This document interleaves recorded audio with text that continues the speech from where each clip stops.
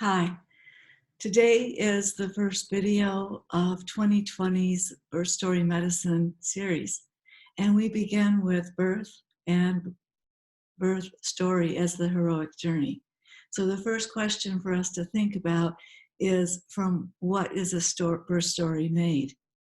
And when does it begin and when does it end?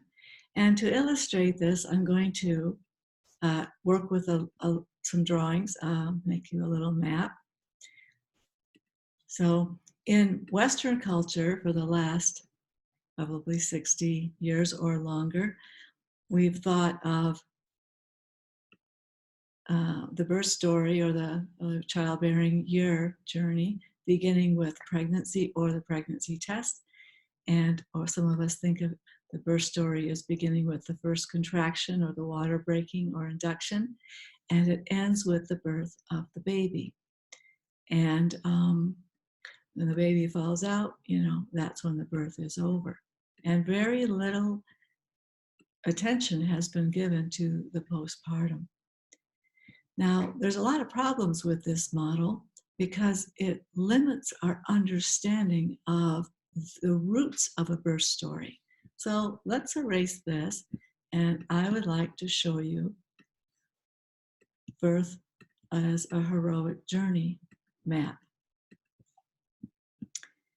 The map for it might better look like a mandala, a circle of life. Because wherever it begins before you take birth. Your birth story begins before you take birth.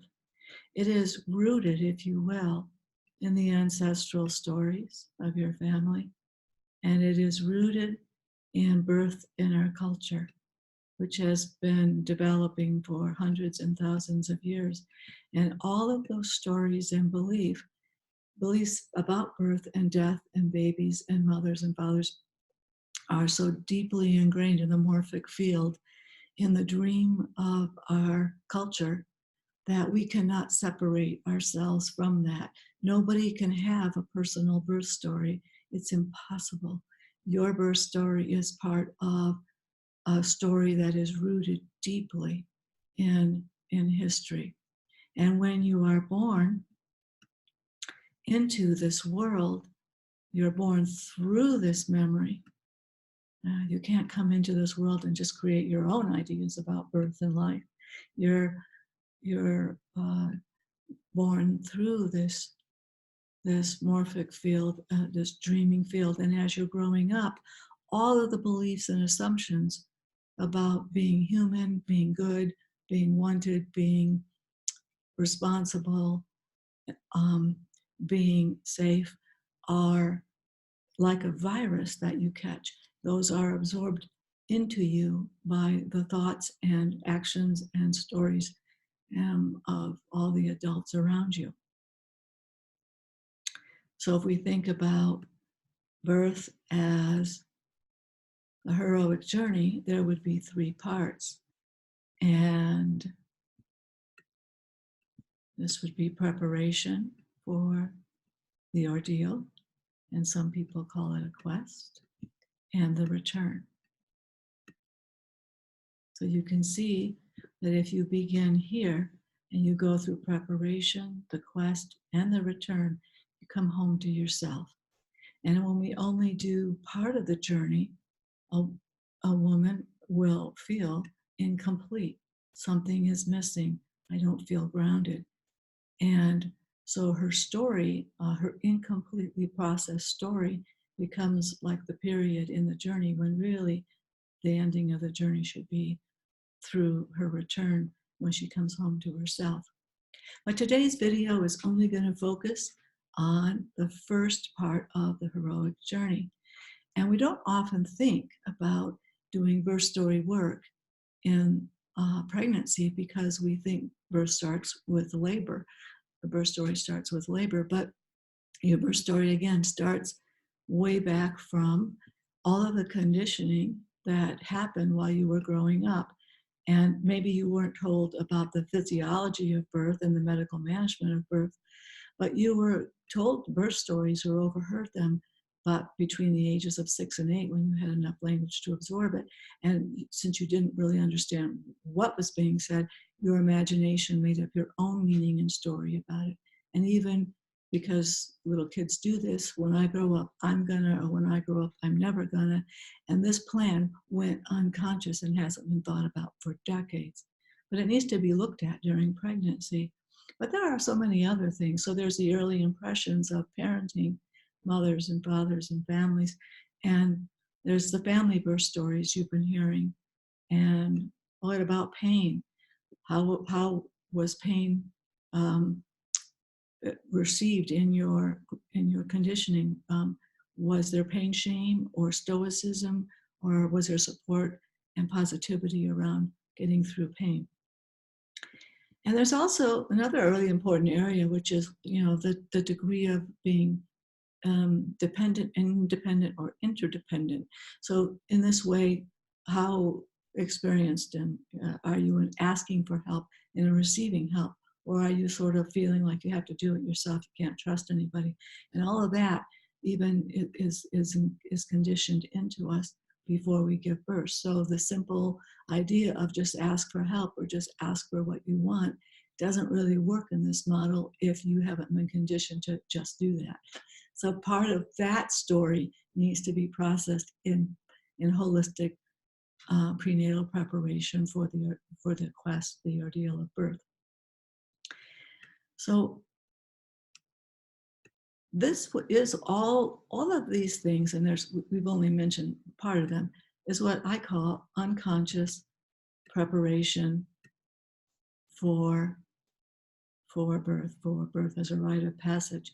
You were not conscious of any of this as to how it would play a part in birth or becoming a parent. And that leaves us, I want to color this in so you can see this better. Yeah, that leaves us with this little sliver here of another kind of preparation that begins after we hear a call. And the call comes sometimes in pregnancy, sometimes the call is to become pregnant. And the call comes from the unconscious, and it's to live the unlived life, is to do the thing we haven't yet done, to know the thing we haven't yet discovered. That's the call. James Hillman, in his book called The Soul's Code, which I really like, he has a beautiful description of the call. He says, there is more in a human life than our theories allow. Sooner or later, something seems to call us out onto a particular path. You may remember this something as a signal moment when an urge out of nowhere, a fascination, a peculiar turn of events struck you like an annunciation. And you felt, this is what I must do. This is what I must have. This is who I am. That is the call. And we must tune into that call as part of prenatal preparation to be as integrated through our ordeal and return as possible. So there are some things that birth story medicine can offer you in the next few videos, step by step, that you can do for yourself to look at your story. One is we'll do a guided process with a drawing of birth in our culture, because images inform us. If we follow the image, they inform us in a very different way than evidence-based research or logical thinking does. We'll be looking at the birth stories you've already lived through a previous pregnancy or birth experience. And those should be mined for meaning and new meaning and the beliefs and assumptions we are carrying as a result of that experience. And we want to sort of unpack that suitcase, look at what's inside of it, and pick and choose as best we can what we want to keep and what we want to change before we go into another birth experience. So in the next few videos, we will be exploring many different ways of looking at the birth story in our culture and the birth story in you, because not doing this can set you up for sort of birth shock or disappointment, feelings of failure, betrayal. Why wasn't I told? Why didn't I know? So this kind of preparation may help prevent emotional birth trauma. I'd like to bring your attention to how small this white area is. This is what we call, what we've just been talking about, is conscious preparation. And those are all the things I just mentioned. This is unconscious. You bring this to, this is like becoming pregnant here. You bring it to this moment. This is the birth story you already have. Conscious preparation includes looking, or you're bringing pregnancy